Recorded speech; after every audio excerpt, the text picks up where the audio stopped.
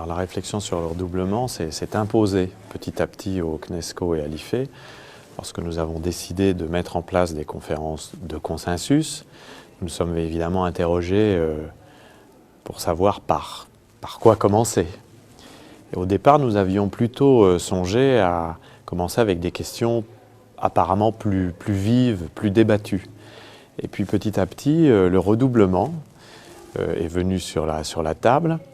Et nous nous sommes aperçus que cette chose finalement si banale, si ordinaire, si intégrée au système, que personne ne conteste malgré les circulaires et les volontés parfois de l'institution de limiter le redoublement, il reste très important.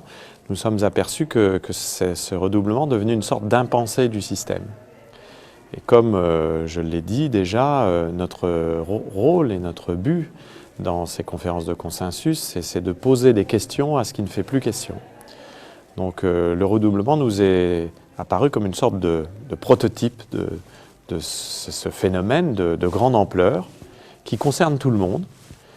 Tous les élèves sont confrontés au redoublement, même ceux qui ne redoublent jamais, tant est important le poids du redoublement dans le système scolaire. Toutes les familles sont concernées par le redoublement et en discutent abondamment et parfois le vivent. Tous les professeurs, un jour ou l'autre, tous les cadres de l'éducation nationale, un jour ou l'autre, ont eu à proposer des redoublements, à suivre des élèves redoublants.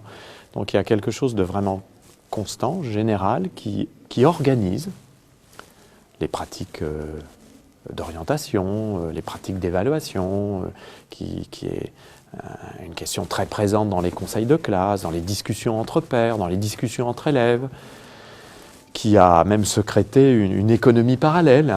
Certaines officines proposent d'éviter le redoublement grâce à des cours de soutien. Donc vous voyez, il y a quelque chose de très commun, jamais interrogé véritablement dans toutes ces dimensions. À la fois la dimension du vécu de l'élève, la dimension de l'efficacité pour l'élève aussi, mais pour le système éducatif, la dimension économique également du redoublement qui n'est pas négligeable, la dimension en termes de réussite globale d'une classe d'âge. Donc nous nous sommes dit, mais bon sang, c'est bien sûr, voilà l'archétype, le prototype de choses qui paraît aller de soi et qui en réalité ne va pas de soi et n'est pas si bien connu que ça.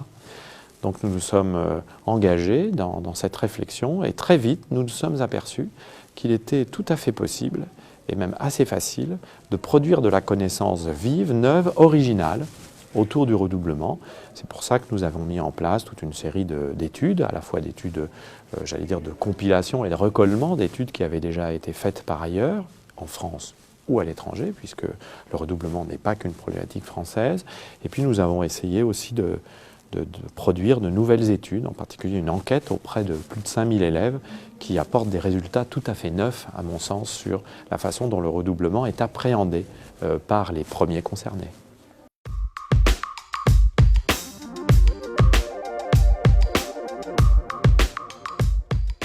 Incontestablement, en tout cas, c'est la position qui est la mienne en tant que directeur de l'IFE. Et je pense que c'est aussi la position du CNESCO. Nous sommes dans une période où il faut se poser ce genre de questions parce que nous sommes dans la mise en place de la refondation de l'école de la République. Cette loi de refondation a une ambition extrêmement forte. Autrement, on ne l'aurait pas appelée comme ça. Et en même temps, c'est une loi qui, comme son nom l'indique, vise à enclencher un processus de longue durée. On ne refonde pas l'école en un claquement de doigts. Donc moi, je comprends la loi de refondation de l'école de la République comme un appel à reprendre toutes les questions qui concernent le système éducatif. Et encore une fois, y compris celles qui paraissent les plus banales, et à les retravailler, à les remettre en perspective. Et toujours avec une série de préoccupations constantes. La loi pour la refondation de l'école, en tout cas c'est comme ça que je la lis, est une loi qui vise à faire en sorte que tous les élèves réussissent. C'est une loi d'affirmation de la réussite pour tous. Et c'est une loi qui postule que cette réussite pour tous passera non pas seulement et non pas tant par des bouleversements des structures que par une évolution des pratiques. En tout cas, je trouve qu'il y a cela de contenu dans la loi. Donc du coup, le redoublement est au cœur de cette préoccupation. Comment faire réussir le plus grand nombre d'élèves possible? Et en quoi le redoublement, en tant que pratique massive, est-il ou non une action qui concourt à cette réussite pour tous ou qui, au contraire, augmenterait les effets que nous connaissons bien de sélection par l'échec, hein, ou de mise en marge d'un public scolaire qui serait en quelque sorte marqué, voire stigmatisé par le redoublement et petit à petit et assurément mis à l'écart des trajectoires de réussite. Donc, la première question, c'est celle de la relation entre le redoublement, comme pratique massive, et la réussite des élèves. À la fois la réussite collective des élèves, la réussite des cohortes d'élèves, parce qu'on peut penser le redoublement avec cette agrégation statistique-là, et puis la réussite de chaque élève. La deuxième chose qui vient immédiatement, c'est que le redoublement peut aussi et doit aussi être abordé, alors cette fois-ci du point de vue des enseignants, hein, à côté de l'abord du point de vue de l'élève et de sa famille, il faut l'aborder du point de vue des enseignants comme une pratique d'orientation, comme une pratique d'évaluation, comme une pratique de formation. Parce que le redoublement procède de cela. Le redoublement s'appuie sur une évaluation. Donc, quelle est la relation entre évaluation et diagnostic et décision du redoublement? Mais le redoublement se conçoit aussi comme, si je puis dire, une pratique de formation, parce que souvent la justification d'un redoublement est liée au fait que redoubler, ça serait s'assurer une meilleure acquisition des savoirs et des compétences. Qu'en est-il? Est-ce avéré? Est-ce avéré pour tous les élèves? Est-ce que ça fonctionne pour certains élèves et pas pour d'autres? Pourquoi? Et enfin, le redoublement est une pratique d'orientation, et certains disent même, d'ailleurs, une pratique de gestion des flux d'élèves, hein, une pratique de gestion des cohortes d'élèves.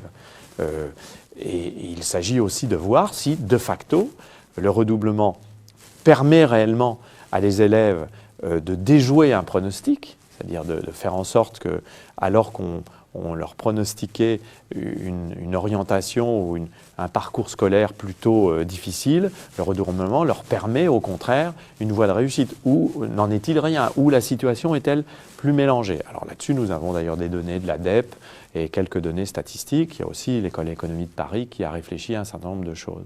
Donc voilà, en quelque sorte, les principales questions que nous pouvons adresser aujourd'hui au redoublement. Et vous voyez que chacune de ces questions va au cœur du fonctionnement du système scolaire, et chacune de ces questions est aussi une question posée à la refondation de l'école, parce qu'on peut bien penser que refonder l'école, c'est aussi éventuellement, nécessairement, faire en sorte que la conception classique du redoublement évolue. Et de ce point de vue-là, ce qui est intéressant dans l'étude qui a été faite à partir de l'entretien, de l'enquête auprès de 5000 élèves, on s'aperçoit que les élèves, spontanément, sont favorables au redoublement. Mais si l'on gratte un peu, on s'aperçoit que ce n'est pas tellement au redoublement qu'ils sont favorables. Les élèves sont favorables à l'idée d'une deuxième chance, à l'idée d'un rattrapage, à l'idée d'une possibilité d'être accompagnés vers une réussite alors qu'ils ne sont pas dans une situation où ils peuvent réussir. Donc on pourrait aisément montrer à partir de cette enquête que ce n'est pas tant le redoublement qui est plébiscité, que la possibilité de s'amender, la possibilité de sortir d'une difficulté. Donc vous voyez, immédiatement, on ouvre des boîtes, alors qui sont peut-être des boîtes de Pandore, je ne sais pas, mais en tout cas on ouvre des boîtes noires au sein desquelles fourmillent les faits et où les idées ne manquent pas pour essayer de trouver peut-être d'autres solutions pour accompagner les élèves en difficulté. Le choix de la modalité de conférence de consensus pour interroger le redoublement sous toutes ses facettes, sous toutes ses coutures, vient du fait que nous voulons poser des questions à ce qui ne pose plus question. Donc nous avons beaucoup d'études, beaucoup d'expertises, beaucoup de données statistiques sur le redoublement. Mais il nous a semblé qu'il fallait ressaisir tout ça d'une manière neuve, reproblématiser le redoublement, aller là où on n'avait plus l'habitude d'aller, sortir de l'évidence. Même notre enquête auprès des élèves aurait pu nous faire retomber dans l'évidence. Ah oui, 80% des élèves trouvent que le redoublement, c'est intéressant. Oui, mais quand on va plus loin, on s'aperçoit que c'est plus subtil que cela.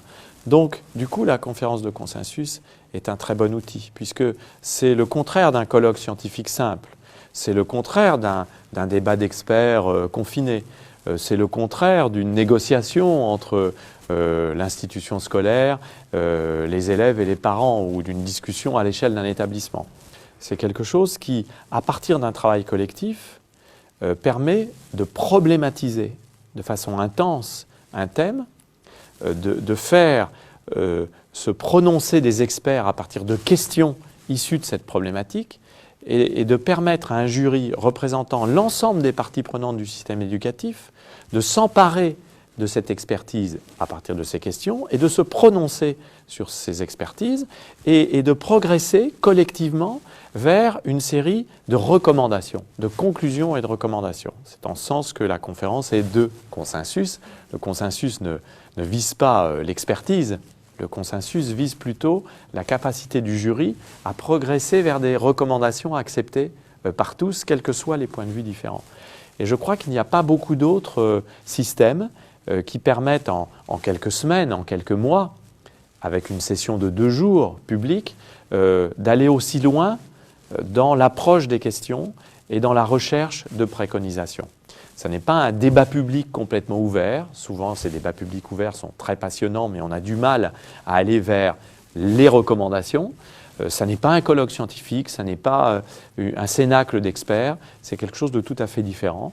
Nous l'avons testé à l'Institut français d'éducation sur un autre thème, autour de notre chaire UNESCO sur la formation des enseignants. Nous avons vu depuis 3 ans la qualité de ce que cela produisait, et c'est donc tout naturellement que lorsque nous avons conventionné avec le CNESCO, nous sommes tombés d'accord sur l'utilisation de cet instrument de la conférence de consensus, aujourd'hui sur le redoublement, demain sur la numération, après-demain sur un autre thème.